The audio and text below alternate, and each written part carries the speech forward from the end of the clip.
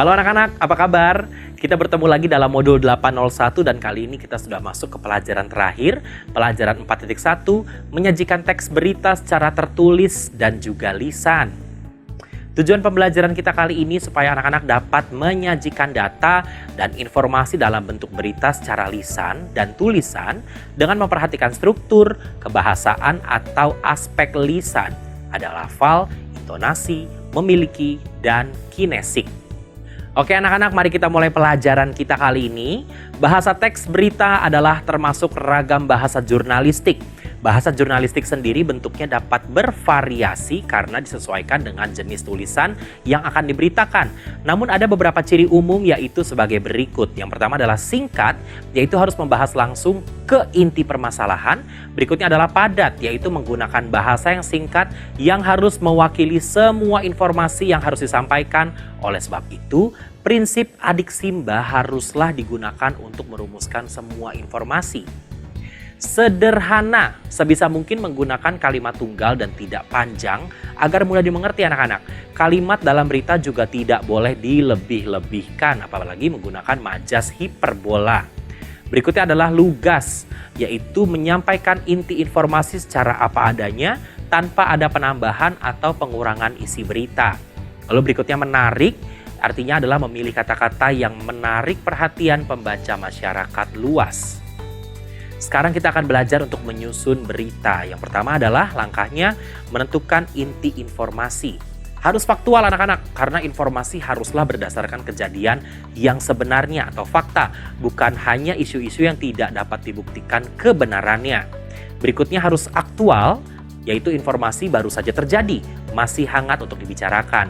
Dan yang terakhir adalah fungsional, berita yang bermanfaat bagi masyarakat banyak dan dapat memberikan pengetahuan. Nah, setelah itu kita baru menyusun kerangka berita. Setelah semua faktor inti berita terpenuhi, kerangka berita dapat disusun menggunakan adik Simbanya. Apa, di mana, kapan, siapa, mengapa, dan bagaimana. Sekarang mari kita lihat kerangkanya ya. Kerangka dibangun dari pertanyaan apa, di mana, kapan, siapa, mengapa, dan bagaimana. Kita mulai dari apa terlebih dahulu. Peristiwa apa yang terjadi? Dua pelajar SMA menemukan alat yang mampu mendeteksi kadar kandungan gas CO dan CO2 yang berbahaya bagi manusia. Berikutnya, di mana peristiwa itu terjadi? SMA Negeri 1 Tarakan, Kalimantan Utara. Berikutnya, kapan peristiwa tersebut terjadi? Pada tahun 2016. Siapa sajakah yang terlibat dalam peristiwa tersebut? Aan Ariananda dan Feriawan Tan. Mengapa peristiwa tersebut dilakukan? Untuk riset pelajaran sains. Bagaimana riset itu dilakukan? Di laboratorium sekolah. Apabila kerangka sudah dibuat anak-anak, kita tinggal melangkah ke tahap berikutnya yaitu menulis berita secara utuh. Berita ini berjudul The Box CC. Dua orang pelajar SMA mendapatkan perhatian khusus. Mereka berhasil menciptakan alat detektor untuk CO dan CO2 yang mempunyai fungsi mendeteksi kualitas udara di sekitar area alat tersebut. Alat tersebut dinamakan The Box CC yang berarti Detektor Box for CO dan CO2. Mereka adalah Aan Ariananda dan Feriawan Tan, pelajar SMA Tarakan 1 Kalimantan Utara. Dengan inovasi ini mereka juga berhasil meraih medali emas di National Young Inventor Awards atau NYIA yang diselenggarakan oleh LIPI, Lembaga Ilmu Pengetahuan Indonesia, di Harbin, Tiongkok tahun 2016. Alat yang dari ukuran dan penggunaannya sangat praktis itu berhasil memukau para juri. Alat tersebut juga dapat dibuat dengan harga yang relatif murah, tetapi fungsinya sangat bermanfaat.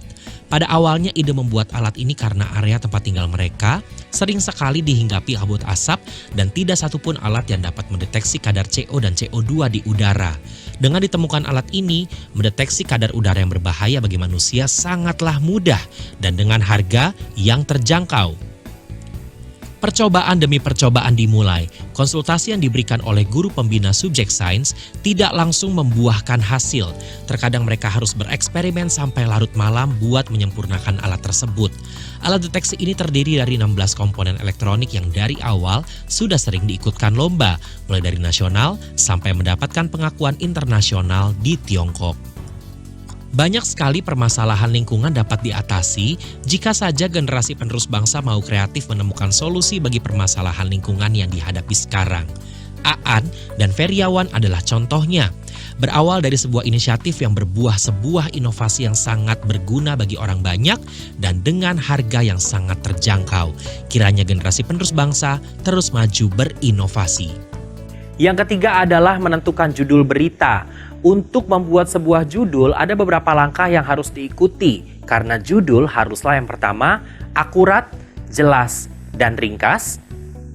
Berikutnya mencerminkan isi berita, menarik pembaca, dan bermakna tunggal atau tidak ambigu atau membingungkan. Nah, langkah yang keempat untuk menyusun berita adalah menyampaikan berita secara lisan. Yang harus diperhatikan ketika membaca adalah lafal atau pengucapan, intonasi, nada naik turun, jeda, vokal atau kenyaringan suara, dan ekspresi atau mimik wajah yang jelas dan tepat. Tujuannya adalah agar pendengar dapat mengerti inti berita yang dibacakan.